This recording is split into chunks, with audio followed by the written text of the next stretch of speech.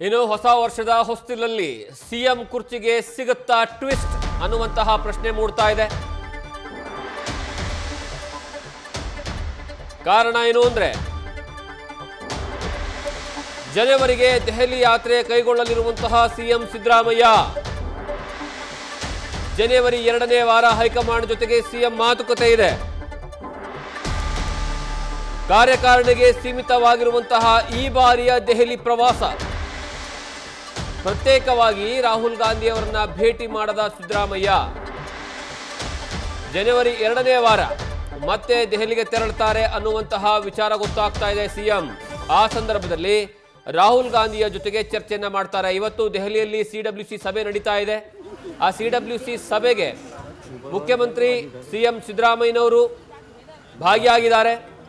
ನೀವು ದೃಶ್ಯಾವಳಿಗಳಲ್ಲಿ ನೋಡ್ತಾ ಇದ್ದೀರಾ. ದೆಹಲಿಯ ಇಂದಿರಾ ಭವನ ಅದು ಅಂದರೆ ಎಐಸಿಸಿಯ ಕಚೇರಿ, ಆ ಒಂದು ಕಚೇರಿಯಲ್ಲಿ ಸಿಎಂ ಸಿದ್ದರಾಮಯ್ಯನವರು ಭಾಗಿಯಾಗಿದ್ದಾರೆ. ಇವತ್ತು ಕೇವಲ ಸಿಡಬ್ಲ್ಯೂಸಿ ಸಭೆಗೆ ಮಾತ್ರ ಸೀಮಿತ ಆಗಿರುವಂಥದ್ದು. ಯಾವುದೇ ಕಾರಣಕ್ಕೂ ರಾಹುಲ್ ಗಾಂಧಿ ಅವರನ್ನ ಪ್ರತ್ಯೇಕವಾಗಿ ಭೇಟಿ ಮಾಡೋದಕ್ಕೆ ಆಗಿಲ್ಲ. ಆ ಕಾರಣಕ್ಕಾಗಿ ಜನವರಿ 2ನೇ ವಾರ ಸಿಎಂ ಕುರ್ಚಿಯ ಗುದ್ದಾಟದ ಬಗ್ಗೆ ಚರ್ಚೆ ಆಗುವಂತಹ ಸಾಧ್ಯತೆ ಇದೆ. ಈ ಬಗ್ಗೆ ಹೆಚ್ಚಿನ ಮಾಹಿತಿಯನ್ನು ನಮ್ಮ ಪ್ರತಿನಿಧಿ ಹರೀಶ್ ಕೊಡ್ತಾರೆ. ಹರೀಶ್, ಇವತ್ತು ದೆಹಲಿಯ ವಿಚಾರದಲ್ಲಿ ಹೇಳೋದಾದ್ರೆ ಬಹಳಷ್ಟು ಕುತೂಹಲ ಇತ್ತು. ರಾಹುಲ್ ಗಾಂಧಿ ಅವರನ್ನ ಮತ್ತೊಂದು ಬಾರಿ ಸಿಎಂ ಸಿದ್ದರಾಮಯ್ಯನವರು ಪ್ರತ್ಯೇಕ ಭೇಟಿಯಾಗಿ ಮಾತುಕತೆ ಆಡ್ತಾರೆ ಅನ್ನುವಂಥದ್ದು, ಅದಕ್ಕೆ ಬೇಕಾಗಿರ್ತಕ್ಕಂಥ ಪ್ರಿಪರೇಷನ್ ಸಹ ಸಿದ್ದರಾಮಯ್ಯನವರು ಮಾಡ್ಕೊಂಡಿದ್ರು. ಅಂದ್ರೆ ಅವರ ಆಪ್ತ ಸಚಿವರ ಜೊತೆಗೆ ಹೋಗಿ ಭೇಟಿ ಮಾಡಿ ಮಾತುಕತೆಯನ್ನು ನಡೆಸಿ ಇವತ್ತು ದೆಹಲಿಗೆ ಹೋಗಿದ್ರು. ಆದ್ರೆ ಏನೆಲ್ಲ ಸಿಗ್ತಾ ಇದೆ ಅಪ್ಡೇಟ್?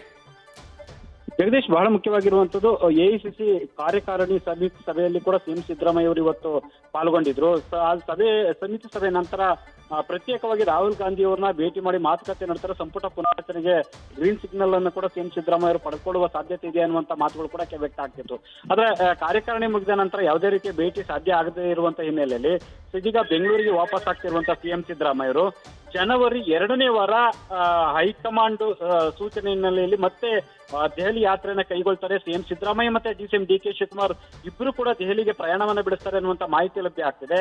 ಸೊ ನಾಳೆ ಇಲ್ಲವೇ ನಾಡಿದ್ದು ಲೋಕಸಭೆ ಪ್ರತಿಪಕ್ಷ ನಾಯಕ ರಾಹುಲ್ ಗಾಂಧಿ ಅವರು ವಿದೇಶ ಪ್ರವಾಸವನ್ನ ಕೈಗೊಳ್ತಿದ್ದಾರೆ. ನಂತರ ಜನವರಿ 10ನೇ ತಾರೀಕು ನಂತರ ಅವರು ವಿದೇಶದಿಂದ ಸ್ವದೇಶಕ್ಕೆ ವಾಪಸ್ ಆಗ್ತಾರೆ ಅನ್ನುವಂತ ಮಾಹಿತಿ ಲಭ್ಯ ಆಗ್ತಿದೆ. ಹಾಗಾಗಿ ಅಷ್ಟೊತ್ತಿಗೆ ಸಿಎಂ ಸಿದ್ದರಾಮಯ್ಯ ಅವರು ದೇವರಾಜ ಅರಸು ಅವರ ರೆಕಾರ್ಡ್ ಅನ್ನ ದಾಖಲೆಯನ್ನು ಮುರಿದಿರ್ತಾರೆ ಕೂಡ.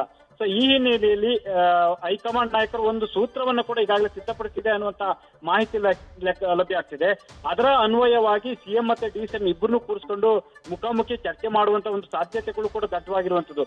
ಈ ಹಿನ್ನೆಲೆಯಲ್ಲಿ ಜನವರಿ 2ನೇ ವಾರದಲ್ಲಿ ಸಿಎಂ ಸಿದ್ದರಾಮಯ್ಯ ಮತ್ತೆ ಡಿಸಿಎಂ ಡಿ ಕೆ ಶಿವಕುಮಾರ್ ಇಬ್ಬರನ್ನು ಕೂಡ ಕರೆಸಿಕೊಂಡು ಹೈಕಮಾಂಡ್ ಮಾತುಕತೆ ನಡೆಸುತ್ತೆ ಅನ್ನುವಂತ ಮಾಹಿತಿ ಲಭ್ಯ ಆಗಿದೆ.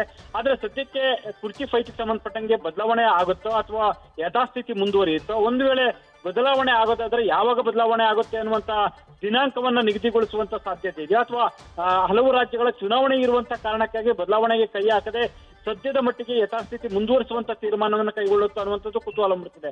ಈ ಹಿನ್ನೆಲೆಯಲ್ಲಿ ಜನವರಿ 2ನೇ ವಾರ ದೆಹಲಿಗೆ ತೆರಳಿರುವಂತಹ ಸಿಎಂ ಸಿದ್ದರಾಮಯ್ಯ ಮತ್ತು ಡಿಸಿಎಂ ಡಿ ಕೆ ಶಿವಕುಮಾರ್ ಅವರು ನಾಯಕತ್ವ ವಿಚಾರಕ್ಕೆ ಸಂಬಂಧಪಟ್ಟಂಗೆ ಏನೆಲ್ಲ ಚರ್ಚೆ ಮಾಡ್ತಾರೆ, ಯಾವೆಲ್ಲ ತೀರ್ಮಾನವನ್ನ ಕೈಗೊಳ್ತಾರೆ ಹೈಕಮಾಂಡ್ ಅನ್ನುವಂಥದ್ದು ಕುತೂಹಲ ಮೂಡಿಸಿರುವಂತದ್ದು. ಜಗದೀಶ್, ಧನ್ಯವಾದ ಹರೀಶ್ ನಿಮ್ಮ ಮಾಹಿತಿಗಾಗಿ.